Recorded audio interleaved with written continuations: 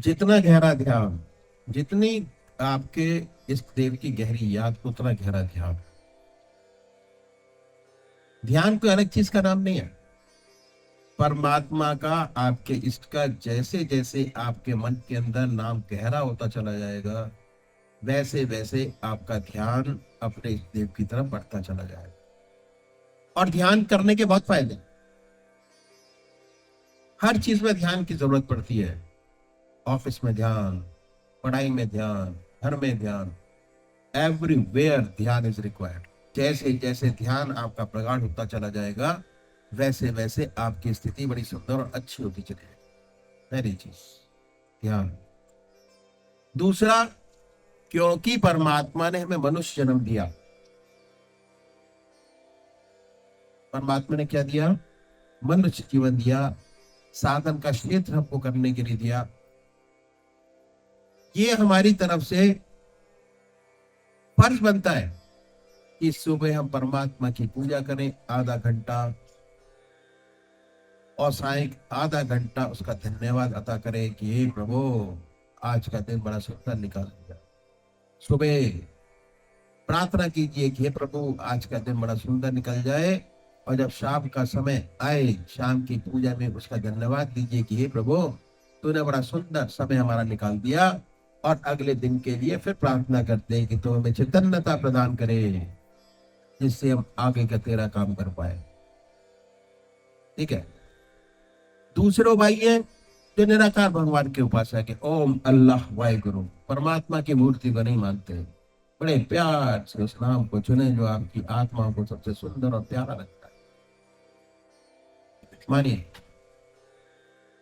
बड़े आनंदमय अवस्था बनाइए, प्रभु से प्रार्थना करेंगे, हे प्रभु, मैं ध्यान नहीं चाहता, तेरे चरणों में विश्राम चाहता, विश्राम के मायने ध्यान। जैसे ही आप परमात्मा के चरणों में विश्राम करेंगे, ऑटोमेटिक सारे विचारों से खाली होंगे। एक ही स्थिति आपकी होगी, आप होंगे और आपका इष्ट आपके सामने होगा।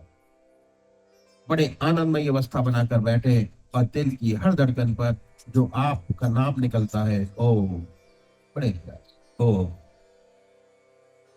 ओ बड़े प्यार से सुनिए, दिल की हर धड़कन पर, और उसके वाइब्रेशंस को महसूस कीजिए। पॉजिटिव वाइब्रेशंस को, हमारे मन से पॉजिटिव वाइब्रेशंस निकल रहे हैं, अब पूरे शरीर में वाइब्रेट होते हैं। करिए आनंद, आनंद। धीरे धीरे परमात्मा का वो आनंद आना शुरू होगा, जो आप उसको महसूस करेंगे और वाकई में आनंदित होंगे। ओ ओ ओ ఈ విధంగా సాకార పూజారులు ధ్యానం చేయడం గురించి తెలియచేశారు. ధ్యానం ఏకాగ్రత అంటే ఏదో పెద్ద పెద్ద మాటలు అనుకోకలేదు.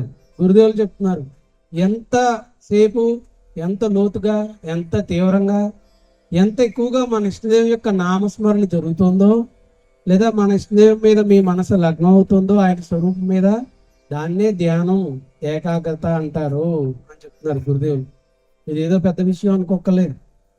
ఎంత ఎక్కువగా మీ ఇష్టదేవుని మీరు దర్శిస్తూ, స్మరిస్తూ, జ్ఞాపకం పెట్టుకుంటారో, ఎంత ఎక్కువగా మీ ఇష్టదేవి యొక్క నామం లోపల జరుగుతూ ఉంటుందో, అంత ఎక్కువగా ఆ సమయం అంతా కూడా మీరు ధ్యానంలో గడిపినట్లే లెక్క అని చెప్తూ ఉన్నారు గురుదేవులు. కనుక ఇది సాకార పూజారులు సాధన, అభ్యాసం, ధ్యానం చేసుకునే విధానం. రెండో రకం భక్తులు కూడా ఉన్నారు, వారు నిరాకార పూజారులు. వాళ్ళకి పరమాత్మ యొక్క నామం అంటే చాలా ప్రీతి. భగవన్ నామాన్ని జపిస్తున్నా, విన్నా, స్మరిస్తున్నా, లోపల మననం చేసుకుంటున్నా చాలా ఆనందం కలుగుతుంది. వాళ్ళ గురించి కూడా గురుదేవులు చాలా తేలికైనటువంటి అభ్యాస విధానం తెలియచేశారు. ప్రశాంతంగా కూర్చోండి. ఎప్పుడు కూడా ధ్యానం చేసేటప్పుడు ఎటువంటి ఒత్తిడికి లోనవద్దని చెప్తున్నారు. హే ప్రభు, నేను ధ్యానం చేయట్లేదు, అభ్యాసం చేయట్లేదు, సాధన చేయట్లేదు, కేవలం నీ చరణాల వద్ద విశ్రాంతిని మాత్రమే కోరుకుంటున్నాను అనే భావనలో కూర్చోండి అని చెప్తున్నారు. ప్రశాంతంగా కూర్చుని శరీరం, మీరు ఏ ఆసనంలో కూర్చుంటే, ఎలా కూర్చుంటే శరీరం ఎక్కువసేపు ధ్యానానికి అనుకూలంగా ఉంటుందో అదే ఆసనంలో కూర్చోండి. కూర్చుని హృదయం యొక్క శబ్దంలో పరమాత్మ నామాన్ని, ఓం, రామ్, అల్లా, జీసస్, వాహిగురు, ఏదైనా కానివ్వండి, మీ ఇష్టదేవి యొక్క నామం ఏదైతే ఉందో ఆ నామాన్ని మీ హృదయ శబ్దంలో వినడానికి ప్రయత్నించండి. నా హృదయం కాదు, నా ఇష్టదేవ నామమే స్పందిస్తోంది. నేను వినేది నా గుండె యొక్క చప్పుడు కాదు, నా ఇష్టదేవి యొక్క నామాన్నే వింటున్నాను అనే భావనలో కూర్చోండి. ఈ విధంగా నిరాకార పూజలు ధ్యానం చేసే విధానం. ఎప్పుడైతే ఈ విధంగా చేస్తూ ఉంటామో ఏకాగ్రత కలుగుతుంది. పరమాత్మ యొక్క రూపం మీద కానీ నామం మీద కానీ. ప్రతి మనిషి జీవితంలోనూ కూడా ఏకాగ్రత అనేది చాలా అవసరం అని చెప్తున్నారు గురుదేవులు. ఉద్యోగంలో పని మీద ఏకాగ్రత, ఇంట్లో ఇంటి పనుల మీద ఏకాగ్రత, వ్యవసాయంలో వ్యవసాయ పనుల మీద ఏకాగ్రత, దేని మీదైనా సరే ఏకాగ్రత చాలా అవసరం అని చెప్తూ ఉన్నారు. ఈ విధంగా ఏకాగ్రత సాధన అభ్యాసం చెయ్యగా చెయ్యగా చెయ్యగా కొద్ది రోజులకి మన మనసులో వచ్చేటువంటి ఆలోచనలన్నీ కూడా ఒక్కొక్కటిగా దూరం అయిపోతాయి. అప్పుడు కేవలం మీరు మీ ఇష్టదైవం మాత్రమే ఉంటారు. ఇదే ఆనంద యోగ ప్రాప్తి. మనసులో నిరంతరం ఎప్పుడు కావాలంటే అప్పుడు, ఎప్పుడు తలుచుకుంటే అప్పుడు చక్కటి సాధన, చక్కటి అభ్యాసం, చక్కటి ఏకాగ్రత, చక్కటి ధ్యానం కలుగుతుంది. కేవలం మీరు మీ ఇష్టదైవం మాత్రమే ఉంటారు. ఈ విధానానికి, ఈ స్థితికి చేరుకోవడానికే మన మహాత్ములందరూ కూడా ఈ ఆనంద యోగ విధానాన్ని మనందరికీ కూడా తెలియజేశారు. भगवान श्री कृष्ण ने गीता में साधक की दृष्टि से 4 विशेष बात बतलाई। पहला आहार की शुद्धि, दूसरा विहार की शुद्धि, तीसरा अभ्यास, चौथा व्यायाम। आज हम ध्यान करते तो हमारा मन नहीं लगता, क्योंकि उस काम को करने के लिए अभ्यास नहीं है। हमारे पास अभ्यास नहीं है, हम अभ्यास नहीं कर पाते। धीरे धीरे हम अभ्यास करना शुरू करते हैं। आधा घंटा सुबह पूजा, आधा घंटा सायंकाल पूजा, उसके अंदर 20 मिनट का ध्यान अवस्थित होने की कोशिश करते हैं। शुरू में नहीं लगेगा, ऐसे ऐसे विचार हमारे सामने आएंगे जब जिंदगी में कभी सोचे नहीं। ऐसे ऐसे विचार, उन विचारों को हटाइए, विचारों को हटाए, अपने स्टेप की याद में दोबारा लगिए, फिर हटाइए, फिर परमात्मा की याद में लगिए। अभ्यास, पहला सिस्टम शुरू से ही शुरू हो जाता है, अभ्यास। उसके बाद जो दूसरा काम करना है वो है आहार की शुद्धि, बहुत जरूरी है। उसके लिए हमारे संतों ने बड़ा सुंदर तरीका बताया कि जैसे आप अपने भोजन के स्थान पर पहुंचे, पहले हमारा भोजन करने का तरीका था बड़े प्यार से बैठते थे, परमात्मा की याद करते थे, उसके बाद भोजन का पान करते थे। पर क्या हुआ, जैसे जैसे हम तरक्की करते चले गए, जैसे जैसे हम इस रास्ते में बढ़ते चले गए, जैसे जैसे मटेरियल्स में आते चले गए, हमारा साधन का तरीका दूसरा हो गया। अब हमारा स्टैंडर्ड 2.5 फुट ऊंचा हो गया। पहले जमीन पर बैठकर भोजन करते थे, अब मेज कुर्सी पर बैठकर भोजन करते हैं, क्योंकि हमने अपने आप को वेस्टर्नाइज कर लिया, वेस्टर्न कल्चर को अपनाना शुरू कर दिया। उस तरीके में तब्दीली लानी होगी यदि आप आध्यात्मिक जिंदगी चाहते हैं। वो क्या है कि जैसे ही भोजन आपके सामने आए, जितनी जरूरत है उतना भोजन अपने पास रखिए, 1/3 छोड़ दीजिए, 2/3 पोर्शन आप अपनी प्लेट में रखिए, भूख का 1/3 पोर्शन छोड़ दीजिए। देखिए, शुरू कीजिए। जैसे भोजन आपके सामने आए, जितनी जरूरत है उसको अपनी जरूरत के अनुसार अपने टेबल पर रखें। अपने इस देव को याद करें, और याद करने के बाद हर ग्रास, हर कौर परमात्मा की याद में खाएं, अर्पण करके। कोई भी चीज बगैर परमात्मा की याद के आपके शरीर में न जाए, कोई भी चीज बगैर परमात्मा की याद के अपना भी है। स्वादेंद्रिय निग्रह, 1/3 पोर्शन छोड़ दीजिए, 2/3 पोर्शन खाइए। दूसरी बात क्या है, स्वादेंद्रिय निग्रह पर हमारे बुजुर्गों ने बहुत भारी जोर दिया। जब तक स्वाद पर कंट्रोल नहीं होता, आत्मा की सारी इंद्रियों पे कंट्रोल नहीं हो पाता, उसके करने के लिए बहुत जरूरी है स्वादेंद्रिय निग्रह। बहुत से महात्मा स्वादेंद्रिय निग्रह पर बड़ा भारी जोर देते हैं। कोई फीका खाता है, कोई मीठा छोड़ता है, कोई नमक छोड़ता है, कोई सारी चीजें मिलाकर खाते हैं। जहां मैं नौकरी में था, वहां एक बाबा था, बाबा मग्गा बाबा बोलते थे उसको। वो बैठते, उनका बर्तन के सामने होता, 3 घर से मदगरी मांगते, 3 घर से। जब सब घरों के चूल्हे शांत हो जाते, उसके बाद वो अपना बर्तन उठाते, 3 घर जाते और 3 घर से नारा लगाते, उसका मधुकरी मांगते। किसी ने दाल डाल दी, किसी ने आटा डाल दिया, किसी ने सब्जी डाल दी। उसके बाद वापस आते 3 घर के बाद, मिला तो खाया, नहीं मिला तो छोड़ दिया। भोजन हो गया उनका एक टाइम।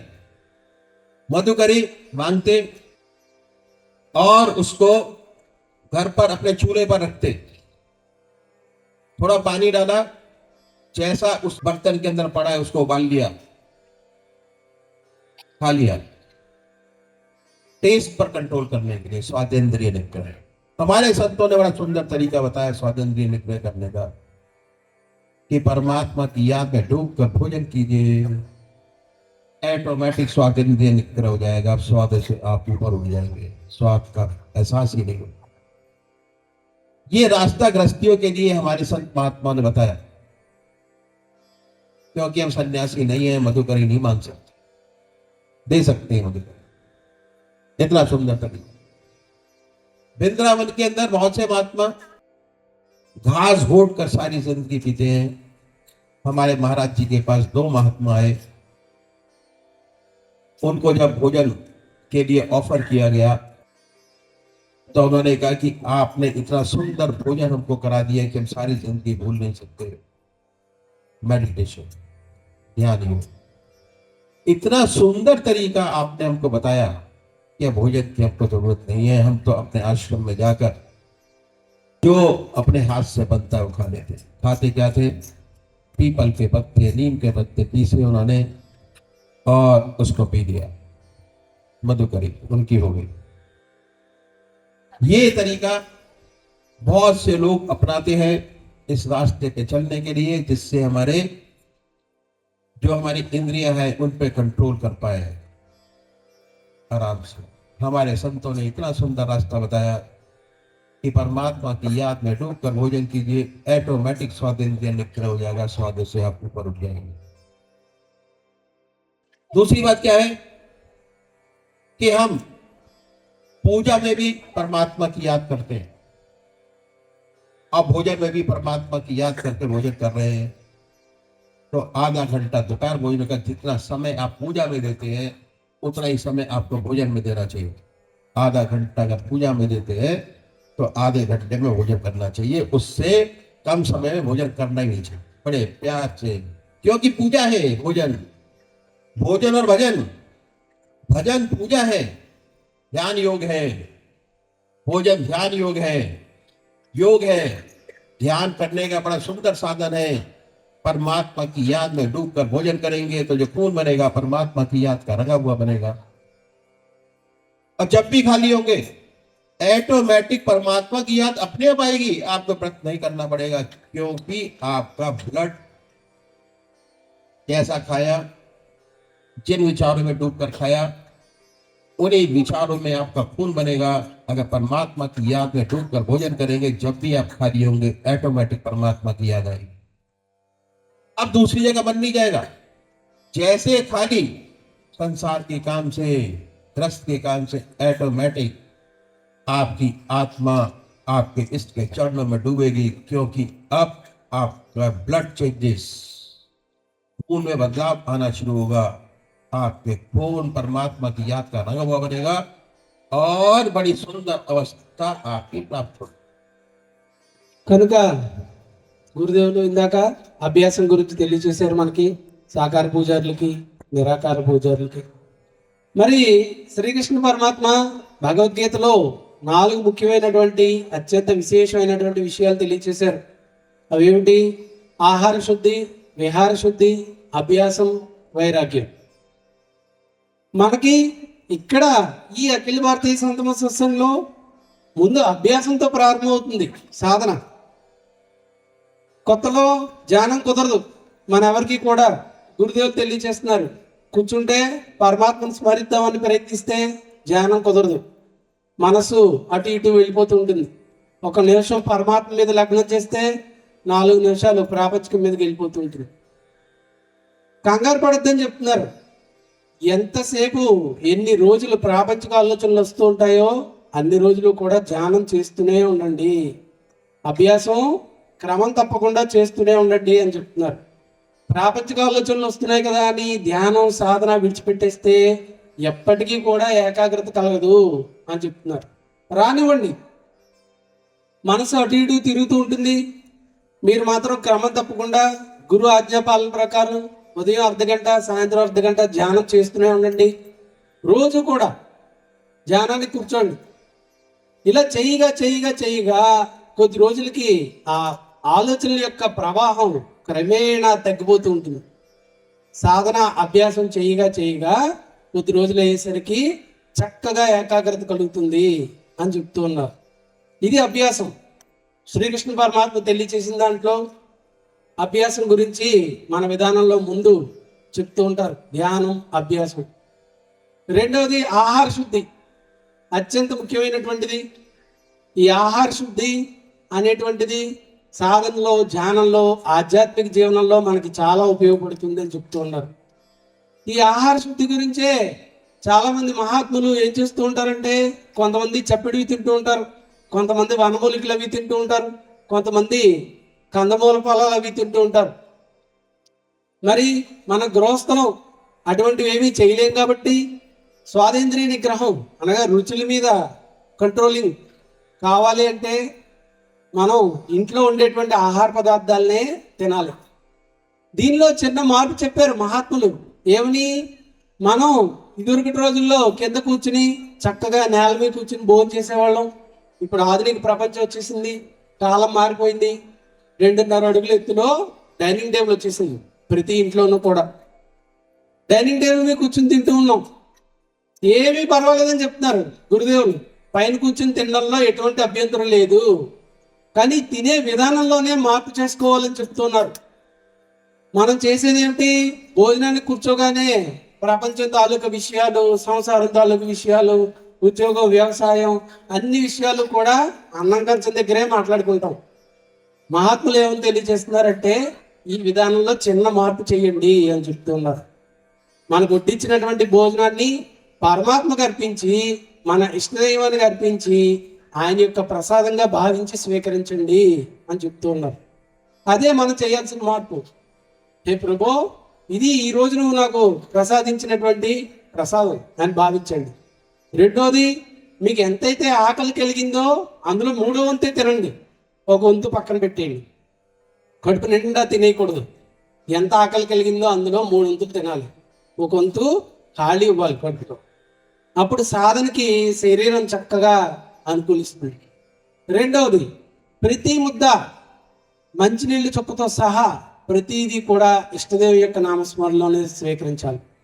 భగవన్నామం లేకుండా, ఇష్టదేవ యొక్క స్మరణ లేకుండా ఒక్క మెతుకు కూడా లోపలికి వెళ్ళకూడదు. ప్రతి ముద్ద కూడా భగవంతుడి స్మరణలో తినాలి. ఇలా తినడం వల్ల ఏం జరుగుతుంది? ఆహార శుద్ధి కలుగుతుంది. అంటే మొట్టమొదట నాలుక మీద నియంత్రణ, రుచుల మీద నియంత్రణ కలుగుతుంది. మనం ఏం తింటున్నాం కూడా మనకి తెలియదు. పులుపు, తీపి, కారం, మసాలాలు, వీటి యొక్క ప్రభావం ఏవి కూడా మనసు మీద చూపించదు.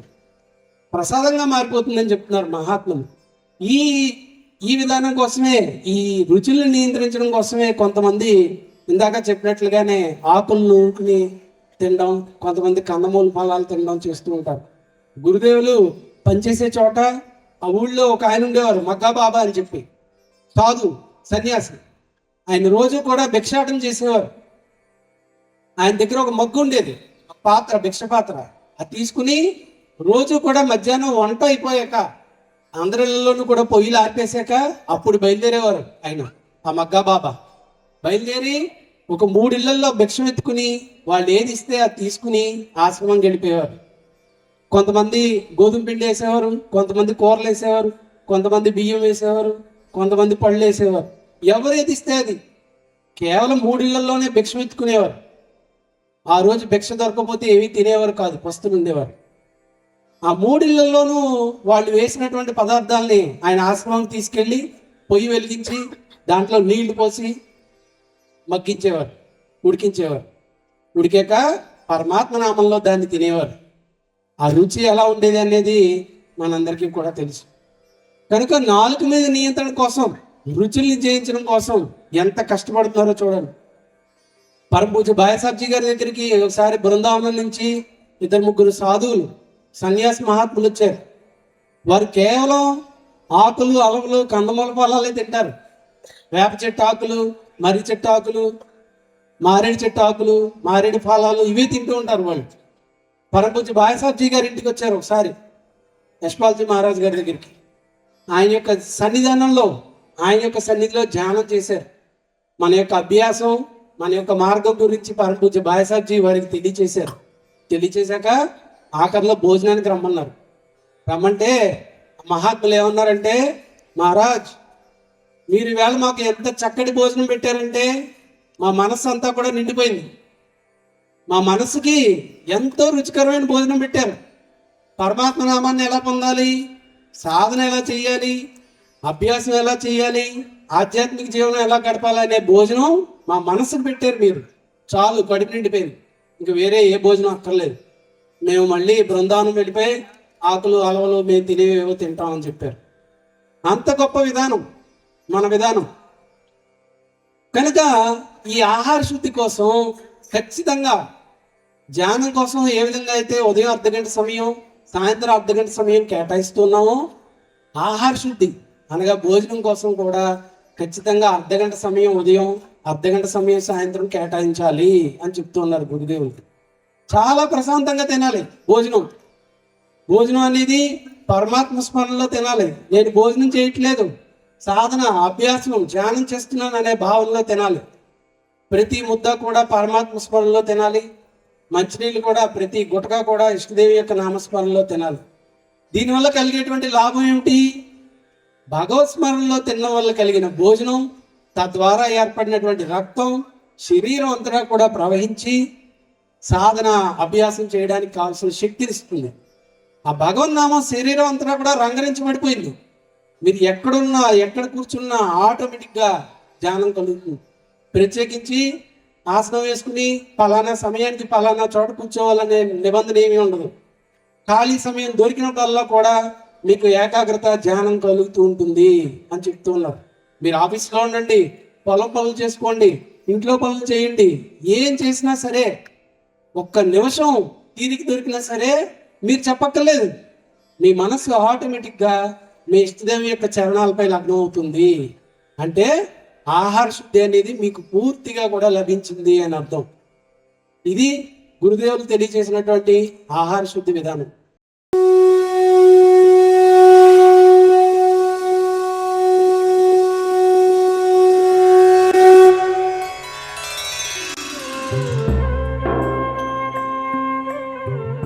ध्यान योग के कार्यक्रम आनंद योग से निशुल्क जुड़ने के लिए संपर्क करें 9810239677।